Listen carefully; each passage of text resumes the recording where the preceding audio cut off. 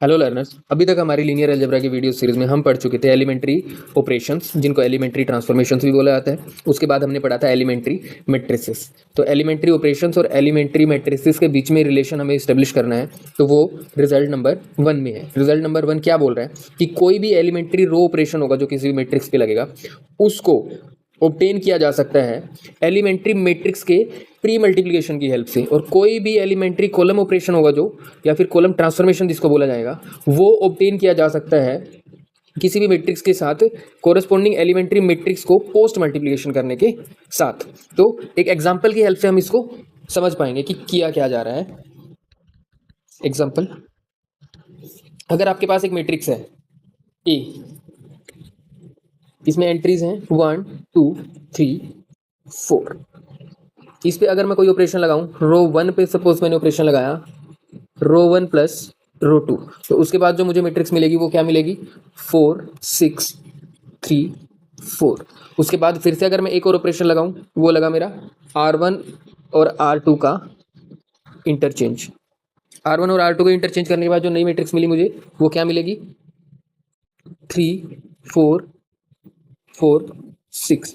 उसके बाद फिर मैं इस पर एक और ऑपरेशन लगाऊंगा, तो फिर अगर एक और ऑपरेशन लगा, अब की बार कॉलम ऑपरेशन लगाते हैं। C1 है जो, उसको 3 टाइम्स ऑफ C1 कर दिया, तो फर्स्ट कॉलम को 3 से मल्टीप्लाई करने के बाद क्या मिलेगा मुझे, नई मैट्रिक्स जो मिली वो मिला 9 12 4 6। तो ये ऑपरेशंस लगे हैं, row operation and column operation. इनके कोरेस्पोंडिंग एलिमेंट्री मैट्रिसेस जो क्रिएट करी जाएंगी वो होंगी, गिवन आइडेंटिटी मैट्रिक्स ले ली हमने 2 क्रॉस 2 की, 1 0 0 1। इस पे अगर फर्स्ट ऑपरेशन लगाऊं तो ये क्या है, R1 है जो, वो R1 प्लस R2। तो इसके बाद जो फर्स्ट एलिमेंट्री मैट्रिक्स मिलेगी वो क्या मिलेगी 1 1 0 1। फिर सेकंड ऑपरेशन क्या था, R1 और R2 का इंटरचेंज। तो सेकंड एलिमेंट्री मैट्रिक्स जो मिलेगी वो क्या मिलेगी 0 1 1 0। हमने इस पे ही डायरेक्टली ऑपरेशन लगाया है। फिर इसके बाद थर्ड एलिमेंट्री ऑपरेशन जो लगा था वो था C1, और C1 को बनाया था 3 टाइम्स ऑफ C1। तो यहाँ से जो एलिमेंट्री मैट्रिक्स मिली मुझे वो आई है 3 0 0 1। तो अब ये तीनों ऑपरेशंस हैं जो इनकी हेल्प से 3 एलिमेंट्री मैट्रिसेस क्रिएट करी गई है। ये 3 एलिमेंट्री ऑपरेशंस आए। अब हम ये ऑब्जर्व करना चाहते हैं कि अगर मेरी गिवन मैट्रिक्स, ओरिजिनल मैट्रिक्स जो ए थी, उस पे 1 बाई 1 मल्टीप्लिकेशन कर दूं E1 E2 और E3 की, तो क्या मुझे डायरेक्टली वो फाइनल वाली मैट्रिक्स जो ये मिली है एक पे ऑपरेशंस लगाने के बाद जो फाइनली हम बी तक पहुंचे, क्या बी मैट्रिक्स मिलेगी। अगर हम ये ऑब्जर्व कर पाए कि ए में E1 की E2 की प्री मल्टीप्लिकेशन और E3 की पोस्ट मल्टीप्लिकेशन से हमें बी मिल सकता है, तो हम ये देख पाएंगे कि डायरेक्टली ऑपरेशंस लगाओ या तो, या फिर प्री मल्टीप्लिकेशन या पोस्ट मल्टीप्लिकेशन कर दो एलिमेंट्री मैट्रिसेस की, वो सेम ही रिजल्टेंट क्रिएट करते हैं। तो अब देखते हैं, पहले हमने ए मैट्रिक्स के साथ E1 की मल्टीप्लिकेशन करनी है। तो E1 थी आपकी 1 1 0 1, और ए मैट्रिक्स था 1 2 3 4। तो इसके बाद जो नई मैट्रिक्स मिलेगी वो आएगी मल्टीप्लिकेशन के बाद 4 6 3 4। फिर इसके बाद हमने क्या करना है, E1 ऑपरेशन हो चुका है, उसके बाद E2 अप्लाई करना है प्री मल्टीप्लिकेशन के। जो रो ऑपरेशन होते हैं उनको प्री मल्टीप्लाई करना होता है, तो फिर E2 के साथ किसको मल्टीप्लाई करना है, E1 इंटू ए के साथ। तो ये E1 ए के साथ E2 का मल्टीप्लिकेशन। तो E1 ए आया था जो, वो आपकी ये मैट्रिक्स आई थी, तो यहाँ से E2 क्या था 0 1 1 0, इंटरचेंज किया था दोनों रोज को। फिर यहाँ से 4 6 3 4, ये मल्टीप्लिकेशन के बाद जो नई मैट्रिक्स आई हुई वो आएगी आपकी 3 4 4 6।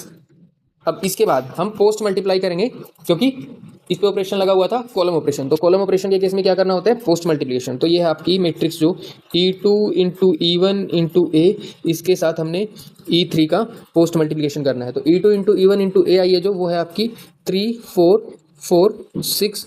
इसके साथ पोस्ट मल्टीप्लाई किसको करना है, 3 टाइम्स मल्टीप्लाई करने के बाद जो आया था C1 को, वो एलिमेंट्री मैट्रिक्स थी आपकी 3 0 0 1। अब ये फाइनली जो मैट्रिक्स मिली आपको वो है आपकी 9 4 12 6। तो ये जो नई मैट्रिक्स है क्या ये बी के इक्वल नहीं आई है? तो ये बी के इक्वल आ गई है, क्योंकि हमने ऑब्जर्व किया था कि अलग अलग ऑपरेशन लगाने के बाद आपको बी मिला था। तो या तो आप मैट्रिक्स ए पे एक दो तीन अलग अलग एलिमेंट्री ऑपरेशन अप्लाई कर दो, उसके बाद नई मैट्रिक्स क्रिएट कर लो, या फिर ए को E1 E2 और E3 से pre multiply and post multiply करके बी क्रिएट कर लो। दोनों में आंसर क्या ही आएगा? सेम। तो आंसर अगर सेम आ रहा है तो यहाँ से हमने क्या देखा कि ये दोनों चीज़ें हैं जो इक्विवेलेंट है। तो यहाँ से हम ये देख पाए हैं कि या तो किसी भी मैट्रिक्स ए के ऊपर आप डायरेक्टली ऑपरेशन अप्लाई कर दो, या फिर ट्रांसफॉर्मेशंस अप्लाई कर दो एलिमेंट्री वाले, या फिर इसी मैट्रिक्स ए के ऊपर आप एलिमेंट्री मैट्रिसेस की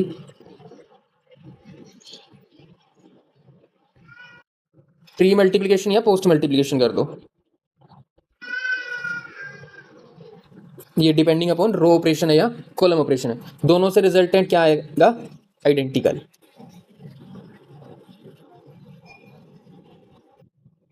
दोनों से रिजल्टेंट क्या आता है? आइडेंटिकल। अब इसके आगे वाला जो रिजल्ट था उसमें क्या बोला गया था कि कोई भी नॉन सिंगुलर मैट्रिक्स है जो वो लिखी जा सकती है प्रोडक्ट ऑफ एलिमेंट्री मैट्रिसेस की फॉर्म में। ये देखो दो रिजल्ट थे। दूसरे वाला रिजल्ट क्या था? Every elementary matrix can be written as product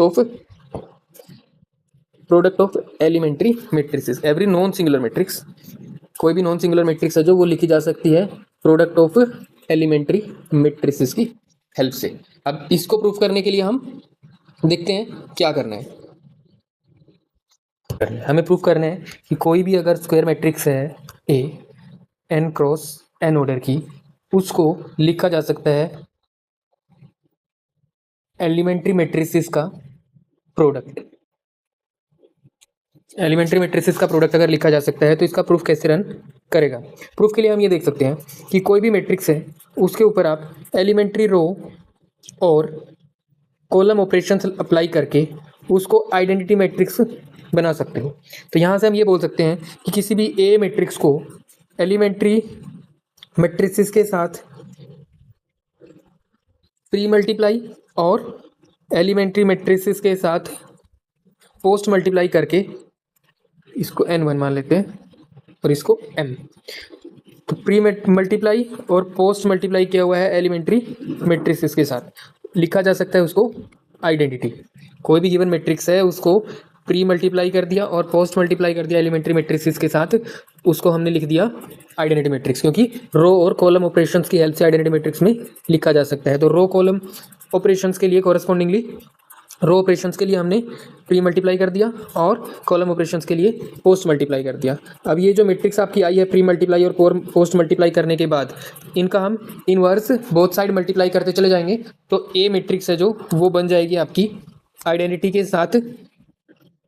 पहले आपने प्री मल्टीप्लाई कर दिया E n का इनवर्स, फिर ऐसे ही करते चले जाएंगे E2 का इनवर्स और फिर E1 का इनवर्स। ये प्री मल्टीप्लाई इनवर्स मैट्रिसेस करके हम इन मैट्रिसेस के सेट को इस तरफ प्री मल्टीप्लिकेशन की हेल्प से कैंसिल आउट करने वाले हैं और इनको इस तरफ ले जा करके पोस्ट मल्टीप्लिकेशन की हेल्प से कैंसिल आउट करने वाले हैं। तो इन दोनों ऑपरेशंस के बाद हमने क्या देखा?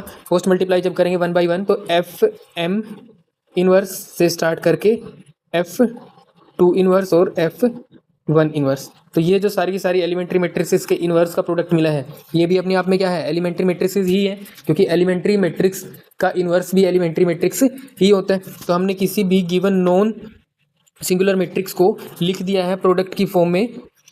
किसके प्रोडक्ट की फॉर्म में? एलिमेंट्री मैट्रिसेस के प्रोडक्ट की फॉर्म में। तो ये था हमारा सेकंड रूल के प्रूफ का आइडिया। तो अब इन दो रूल्स को अगली वीडियोस में हम देखेंगे कि कहाँ कहाँ यूटिलाइज किया जा सकता है।